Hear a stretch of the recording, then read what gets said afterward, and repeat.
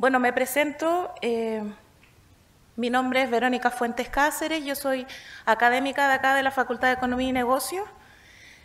Soy miembro del Centro de Control de Gestión, que está apoyando hace varios años ya esta iniciativa del Congreso Internacional de Seguridad del Paciente. También soy miembro del Consejo Consultivo GES porque mi investigación particularmente está relacionada con temas de gestión en salud, gestión en la calidad también y temas de seguridad del paciente, y pertenezco al Departamento de Control de Gestión y Sistemas de Información, al que también pertenece el mismo Centro de Control de Gestión. Aquí está la agenda, también como el presentador anterior, para mostrarles más o menos en qué es lo que vamos a conversar en esta sesión. Y vamos a partir con algunas cosas respecto del contexto actual. Hay varias cifras que ya hemos visto varias veces, pero quiero enfatizar en esto. ¿Por qué? Porque a pesar de que llevamos más de 2 décadas, ¿no?, desde el Errores Humanos, ¿no es cierto?, del libro, donde había esta sensación de que teníamos que hacer algo para mejorar la seguridad de los pacientes, que era importante que hiciéramos cosas, etcétera. Y estamos en el 2024 y tristemente los estudios muestran de que la realidad no ha evolucionado mucho, ¿ya? Estudios recientes del 2020, por ejemplo, muestran que esta cifra que hemos visto varias veces de alrededor de 1 de cada 10 pacientes resulta dañado cuando recibe atención de salud, es una realidad que todavía nos aqueja, ¿ya? Y se estima que más de la mitad de esos eventos podrían generar daño, ¿no es cierto?, y que podrían ser prevenidos. Entonces, es importante lo que nosotros podamos hacer para evitar esas cosas, ¿no? Se calcula también que el riesgo de que un paciente muera por un accidente médico es evitable de 1 entre 300, ¿ya? O sea, es más peligroso entrar a un hospital que viajar en avión. Y esa realidad sigue siendo así, ¿ya? Eso es sumamente preocupante. Yo parto con estas cifras porque son cosas que ustedes pueden también usar para sensibilizar a otras personas. Yo sé que ustedes están interesados en este tema de seguridad del paciente, ya están convertidos un poquito, ¿no? Pero todavía hay algunos no convertidos que todavía dudan de estas cosas, de la utilidad de estas herramientas, y es importante de repente tener cifras en la mano para poder respaldar, ¿no?, que esto todavía es una realidad importante que nos aqueja. Se estima que cada año más de 3 millones de personas fallecen como consecuencia de daño recibido en una atención de salud a nivel mundial, ¿ya? Se ha calculado incluso que cada año los daños causados a los pacientes reducen hasta en un 0,7% el crecimiento económico mundial. Ya hay varias otras cifras que han presentado otros presentadores, ¿no es cierto?, respecto del efecto económico que tiene esto, no solamente por un tema de exceso de gasto de recursos, ¿no es cierto?, porque eventualmente eso puede generar una readmisión o un montón de otras cosas, ¿no?, que pueden generar mayor gasto, pero también en las consecuencias que tienen las personas, ¿verdad?, porque eventualmente problemas de seguridad pueden trasladarse a efectos que tengan las personas de por vida incluso, ¿no?, alguna discapacidad o incluso más terrible todavía, la muerte. Algunas cifras en Chile, aquí quise resumir algunos otros estudios que hay al respecto. Lamentablemente en Chile no tenemos tantos estudios que sean como relativamente sistemáticos.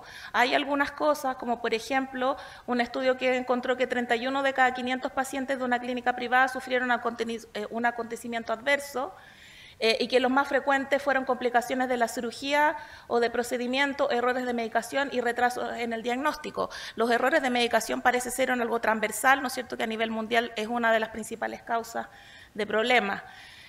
Otro estudio realizado en las áreas clínicas de un hospital público calculó que la incidencia de eventos adversos era de 8,3% y que se estimaba que el 85% de ellos eran potencialmente evitables.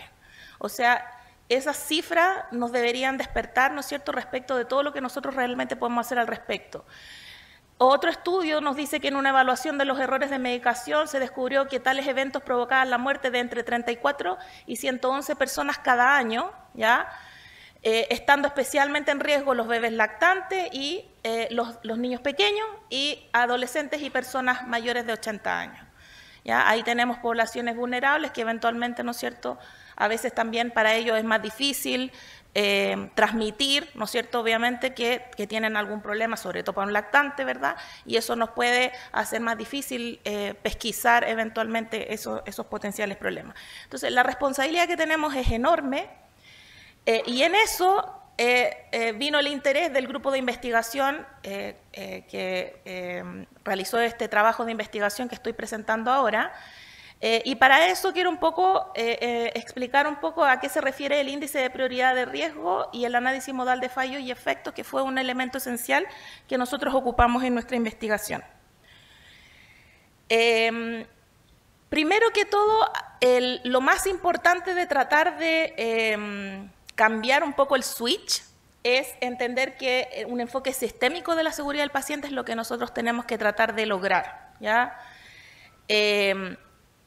Que tenemos que salir un poco de esta idea de que la gente comete errores porque comete errores, ¿no es cierto? Y entonces sumario y todas esas cosas, ¿verdad? Que en el fondo van más hacia una cultura punitiva que a tratar de realmente ver por qué se producen los problemas y evitar que se puedan producir en el futuro, ¿sí? Tratar de salir entonces de que el problema es la persona y concentrarnos en que el problema es que el sistema, ¿no es cierto?, no está eficientemente diseñado para evitar y eficazmente diseñado para evitar que se produzcan estos problemas, ¿ya? Eso es súper complejo. De hecho, eso es lo que también limita, ¿no es cierto?, las posibilidades de que las personas quieran notificar, ¿verdad? Porque uno dice, chuta, notifico y me van a caer sumario o no sé qué, no sé cuánto, ¿verdad? Y a veces el detectar, la persona que detecta en el momento apropiado puede prevenir todo este escalamiento después de estos problemas mucho más allá. Entonces, en la medida en la que tengamos un enfoque más sistémico, esto es posible de lograr, ¿ya? Para conocer las causas de los errores que se producen durante la atención médica, tenemos que dejar entonces de buscar culpables y adoptar un planteamiento más sistémico, ¿ya? No enfocarlo, insisto, en la persona, sino que en el sistema, qué es lo que falló, ¿ya? A lo mejor la persona se equivocó porque resulta de que además tenemos que pensar en la carga de trabajo que tienen las personas, en el nivel de estrés que eventualmente tienen, y a lo mejor se dio vuelta, agarró un medicamento porque los dos envases eran relativamente iguales y se equivocó, ¿verdad? Pero ¿cómo podríamos haber evitado eso? Bueno, no tengamos medicamentos que son muy disímiles respecto de su efecto, que son exactamente iguales las cajas, ¿verdad? Y que eventualmente facilitan entonces que las personas se puedan equivocar, entendiendo la situación y contexto en las cuales están los profesionales de la salud, ¿verdad?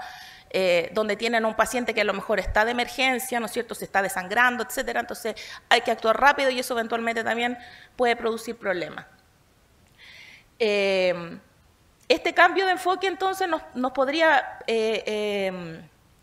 permitir hacer este cambio, pero no hay que olvidar, ¿no es cierto?, que de todas maneras igual tenemos que considerar que eventualmente pueden existir ciertas negligencias o dolo incluso, ¿no?, en ciertas situaciones, aunque nosotros sabemos que en la mayoría de las situaciones en general pasan ciertas cosas que las personas no necesariamente lo están haciendo a propósito, ¿no? Es preciso entonces que en los sistemas de atención de salud se adapten todas las medidas necesarias para prevenir y reducir los daños mediante actividades organizadas y que son responsabilidad de que la institución las implemente, ¿ya? Y que diseñe entonces sistemas eficaces. En ese mismo contexto y entendiendo esta misma lógica global, ya varios lo han mencionado, ¿no es cierto? Una de las cosas también que hizo la Organización Mundial de la Salud fue plantear este Plan de Acción Mundial para la Seguridad del Paciente 2021-2030. Este plan de acción establece entonces este marco de actuación para que las principales partes interesadas, ¿no es cierto?, los diferentes stakeholders, incluyendo los pacientes, ¿verdad?, apliquen iniciativas para proteger a los pacientes de forma más integral. Y pretende entonces evitar los daños evitables durante la atención de salud, tratar que nadie sufra daños por este motivo y que todos los pacientes reciban una atención segura y respetuosa en todo momento y en todo lugar. En esa lógica general, si nosotros miramos, esta es la visión general de este plan, que ustedes lo pueden encontrar en el documento que Hugo se comprometió que les va a mandar a todos, ¿no es cierto?, todos los PDF, pero de todas maneras esto lo pueden encontrar directamente en la página de la Organización Mundial de la Salud. Aquí aparece el marco general y yo quiero colgarme un poquito de esta parte, ¿no?, de la información, investigación y gestión de riesgo, que es donde calza un poquito más el estudio que les voy a presentar ahora. Parte fundamental de lo que hacemos en este estudio utiliza la lógica del análisis modal de fallos y efectos, y entonces quiero repasar brevemente a qué nos referimos con esto.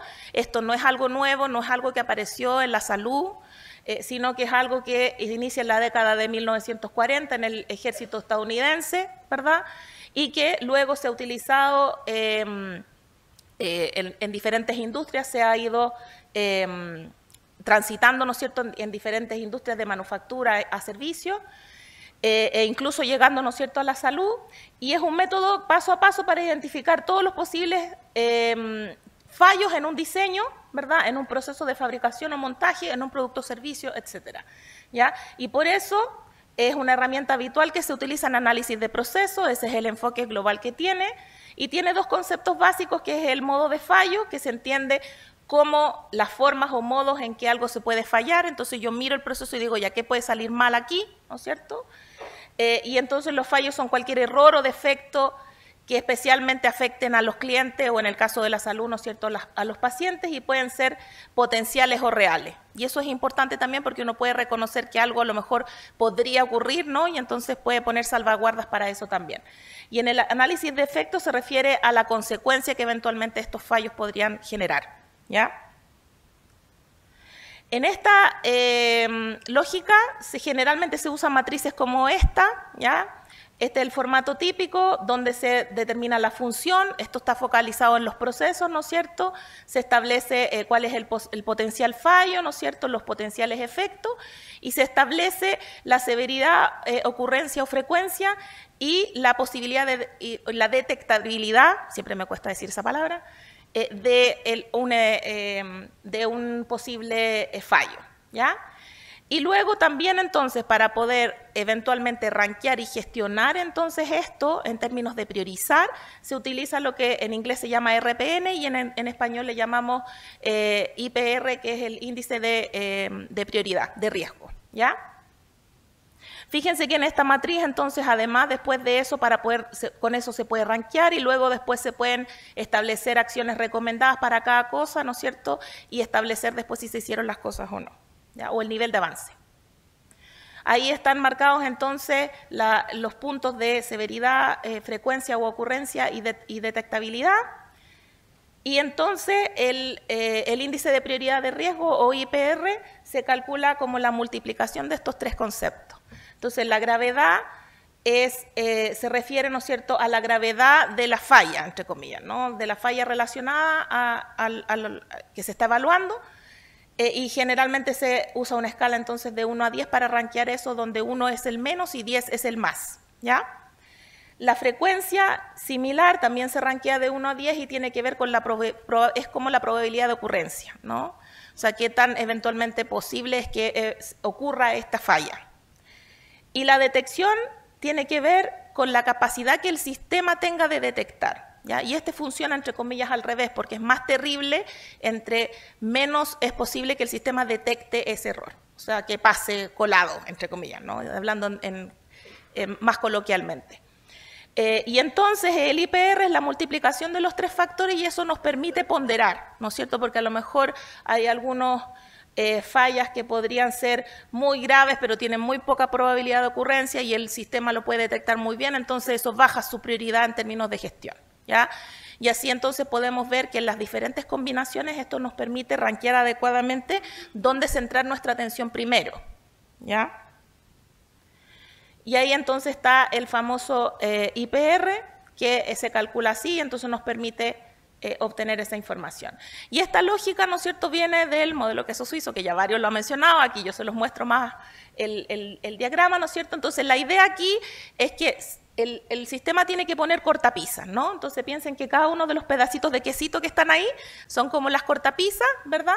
Pero no son cortapisas que son totalmente inmunes a que pase cualquier cosa, ¿no? Entonces tienen estos hoyitos y esa línea roja que está ahí es como cuando los astros se confabulan, ¿no? Y pasan todas las cosas y pasa colado, ¿ya? Entonces pasó todas las cortapisas que teníamos y ocurrió la falla igual, ¿ya? La idea de esto es que nosotros podemos diseñar el sistema para que eso sea muy poco probable que ocurra. O sea, que de alguna manera, si pasó uno, ¿no es cierto?, no pasa el siguiente, pero si pasó el siguiente, no pasa el siguiente, y así sucesivamente hasta que el sistema minimiza la posibilidad de que esas cosas puedan pasar, ¿ya? Voy a la descripción del estudio. Entonces, ¿qué es lo que dijimos nosotros? Nosotros dijimos, bueno, nos interesa saber primero cuáles son las principales problemáticas que enfrentan los hospitales en Chile, ¿verdad? Y utilicemos esta técnica para rankear y veamos y prioricemos entonces dónde, entre comillas, en global nos aprieta más el zapato como país, ¿ya? Y entonces el objetivo de este estudio fue identificar y conocer la profundidad de las causas raíz del principal evento adverso que ocurre en los hospitales chilenos, a través de esta priorización de estos problemas clínicos en base a su severidad, frecuencia y detectabilidad, y utilizamos entonces el IPR para rankear los problemas, ¿ya? ¿Qué métodos utilizamos? Y esto lo estoy mostrando también porque el interés también es que eventualmente ustedes puedan replicar parte de estas cosas en sus propias realidades, ¿no es cierto? En este caso se recopilaron datos entre diciembre del 2018 y junio del 2019, antes del estallido, antes de la pandemia, antes que explotara todo, ¿no es cierto? Se hizo una encuesta transversal online y anónima. Se envió esta encuesta a personas que fueran responsables de temas de calidad y seguridad clínica en diferentes hospitales, con el requisito de hospitales con más de 100 camas. La encuesta fue enviada en total a 94 hospitales y la tasa de respuesta que tuvimos fueron 34 hospitales que terminaron respondiendo. Se evaluó el posible sesgo de selección, que es algo que siempre se hace para ver si eventualmente la muestra es representativa del total, ¿no es cierto?, de los hospitales. En este caso, encontramos que no había sesgo y se utilizó también una pregunta para hacer como un screening, ¿no es cierto?, de cuál era la validez de las respuestas de esa que nos entregaban, ¿no es cierto?, en esa encuesta, ¿ya? Y ahí entonces bajó un poquito la muestra porque nosotros queríamos verificar, ¿no es cierto?, la expertise que tenían las personas que estaban respondiendo a la encuesta y la seriedad, ¿no es cierto?, que también se tomaban en contestarla. Respecto al diseño y validación de la encuesta, se adaptó una encuesta que ya se había utilizado por uno de los investigadores que estaba en este proyecto, que se usó en España. Se hizo una adaptación, se actualizó esta encuesta en función de los problemas que se encontraron en la literatura, se hizo una búsqueda actualizada de los principales problemas. Incluía 3 secciones esta encuesta: características de la institución, información sobre los problemas de salud, que en total teníamos un total de 23 definidos para contestar en la encuesta, y una pregunta abierta de cómo las personas creían que se podían priorizar esos problemas más importantes. Y la versión definitiva de la encuesta después incluso se validó con 7 otros hospitales antes de mandarla a los distintos hospitales para su respuesta. En el análisis, nosotros hicimos análisis de frecuencia de la severidad, ¿no es cierto?, la ocurrencia y la detectabilidad de los distintos procesos, de los diferentes problemas de calidad y seguridad. También se utilizó después el IPR para determinar, ¿no es cierto?, en función de esa metodología que es la multiplicación de estos 3 factores, ¿verdad?, el resultado, y luego entonces después priorizarlo. Y luego también se hizo un análisis exploratorio porque el que quedó en primer lugar, luego hicimos focus group para desarrollar un poco más respecto de ese problema en particular. Y en estos focus group, finalmente se hicieron 2 focus group. El primero reunió a 7 representantes de hospitales fuera de la región metropolitana. Luego hicimos un segundo grupo con personas de Santiago. Entonces tenemos un grupo de regiones y otro de Santiago. Se le pide a los participantes que lleguen a un consenso sobre las principales causas del problema con el más alto IPR, y entonces hicimos el desarrollo de tratar de llegar a la causa raíz de ese problema. Se les da 180 minutos para discutir y ahí en ese proceso hacen una lluvia de ideas para identificar el problema. Se van agrupando las diferentes ideas como un diagrama de afinidad, ¿no es cierto?, y se van clasificando para poder estructurar esto. Cada participante selecciona las causas que considera más importantes y entonces con eso vamos priorizando cuáles son las principales causas y luego se discute hasta llegar a un consenso, hasta que todos los grupos finalmente dicen sí, estamos de acuerdo que estos son las principales, ¿ya? ¿Cuáles fueron nuestros resultados? Respecto de las características de los hospitales, ahí si ustedes pueden ver que hay hospitales de distintos lugares de Chile, ¿no es cierto? Tenemos varios de la región metropolitana, pero también tenemos representatividad de regiones. En términos de cama también está relativamente distribuido, tenemos algunos de pequeño tamaño, ¿no es cierto? Y otros más grandes. En términos de las características de las personas que, perdón, de los hospitales, ahí se ve que los profesionales de salud tenemos de nuevo hospitales de mayor y menor tamaño, relativamente repartidos, y la mayor parte de los hospitales que participaron estaban acreditados, ¿no es cierto?, pero también teníamos un porcentaje bajo que no, del 16%.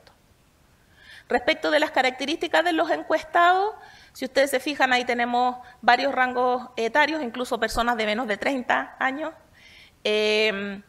La mayor parte, no mucha sorpresa, yo creo, para la gente que trabaja en temas de seguridad, la mayor parte eran mujeres de los que contestaron. Digo esto porque generalmente, ¿no es cierto?, las que trabajan en general en temas de seguridad y todo tienden a ser mujeres. Y 80% de las personas que contestaron estaban en algún cargo directivo, gerente o encargado de calidad, y teníamos un porcentaje de otro, 20%. Entonces, acá tenemos los resultados que nosotros encontramos de la muestra.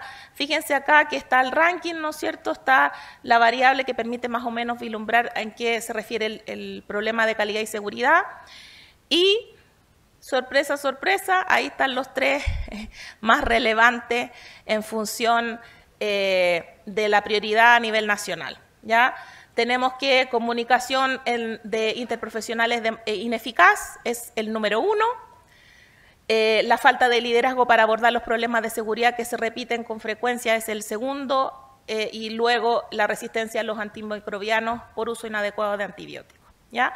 Y entonces, si ustedes se fijan esto, uno lo pone en un Excel, una planilla Excel, y los puede rankear, ¿ya? Esto se puede hacer en cualquier institución, se puede usar la misma técnica. Y aquí están los demás, por si quieren sacarle una foto. En todo caso, este paper está publicado ya, así que lo pueden buscar, está en la Revista Médica de Chile, lo pueden buscar ahí.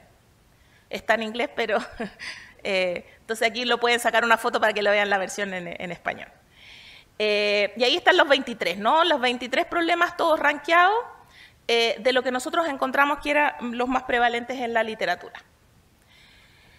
Y luego nosotros hicimos focus group para poder profundizar precisamente en el tema de comunicación interprofesional ineficaz, que coincidentemente también había sido, no el más importante, pero también priorizado dentro de los más importantes en el otro estudio en España, ¿ya? Que la gente no se sabe comunicar es algo, parece, un poco transversal. Entonces, ¿qué fue lo que hicimos? Hicimos estos focus group y en esta actividad les muestro esa imagen porque es más o menos lo que retrata como la lógica de lo que uno usa. Se usan unos post-it donde las personas pueden ir escribiendo las distintas ideas. ¿Por qué se usan post-it? Porque los post-it tienen un adhesivo atrás, ¿no es cierto? Entonces el adhesivo se puede pegar en una pared, en una pizarra o en alguna superficie vertical que se pueda utilizar para que las personas puedan dialogar esto, ¿ya? Entonces las distintas personas van escribiendo. Lo ideal, hay un método que se llama KJ que se puede ocupar para tratar de evitar los problemas de jerarquía. En este caso no era así porque era más transversal, pero en un hospital, por ejemplo, se puede ocupar para que cada persona eventualmente escriba algo, ¿no? Y que no esté pensando, oye, me van a mirar feo, ¿por qué el jefe me está mirando ahí, ¿no? Entonces, generalmente esta dinámica se hace sin hablar, la gente escribe y pega los post-it. ¿Ya? De hecho, uno lo puede hacer rápido, entonces no necesariamente alguien tiene que saber exactamente quién fue el que puso el post-it, ¿no? Y después de esto, entonces, los distintos participantes podían poner hasta 5, ¿no es cierto?, o más causas, 5 más causas fundamentales, las iban poniendo en la pared, ¿no es cierto?, y luego se iba haciendo un proceso de agregación, ¿verdad?, porque ideas similares, ¿no es cierto?, se colocaban bajo la misma columna y se le iban colocando etiquetas y se iba verificando que todos los participantes estuvieran de acuerdo, y si había disenso, entonces, que a lo mejor era otra idea, se colocaba en otro lado y así, ¿no? Hasta que finalmente quedáramos con cuáles son las ideas que, de las causas que iban a quedar para cada focus group. Entonces, ahí está, de hecho esta es la foto del paper, ahí están puestos cómo finalmente quedó para el primer focus group, ¿no es cierto? Entonces fíjense que aquí esto está tratando de reflejar los post-its, ¿no es cierto? Y arriba aparecen etiquetas.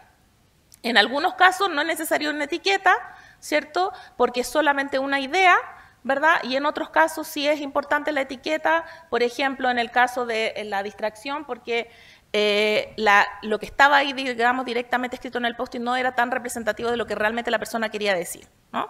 Entonces ahí se va clasificando y ustedes se pueden fijar que aquí hay falta de profesionales, falta de registro, comunicación verbal no aceptable, ¿verdad? Falta de protocolo, como algunas de las principales causas en temas de comunicación ineficaz. Y aquí, si ustedes se fijan en el focus group número 2, sorpresa, sorpresa, la gente más o menos menciona las mismas cosas, ¿verdad? Falta de protocolos de nuevo, ¿verdad? Pero también ahí aparecen temas, por ejemplo, de capacitación, ¿no es cierto? Falta de habilidad, que no se adhieren a los protocolos, que es distinto que no haya protocolo, ¿no es cierto? Una cosa es que haya protocolo y la otra que la gente no se adhiera al protocolo, ¿verdad? Entonces, esto es una manera interesante de poder analizar esto, ¿verdad? Y de poder efectivamente después llegar a la causa raíz para poder evitar que esto vuelva a ocurrir, ¿no? Que estos problemas ocurran. En los resultados del focus group nosotros encontramos que lo ideal era poder categorizar las causas en dos elementos que eran relacionados con el personal y relacionados con el hospital, principalmente también porque esto ayuda a abordar cuáles son las formas de diseño que podemos hacer en términos de las iniciativas para poder corregir esto, ¿ya?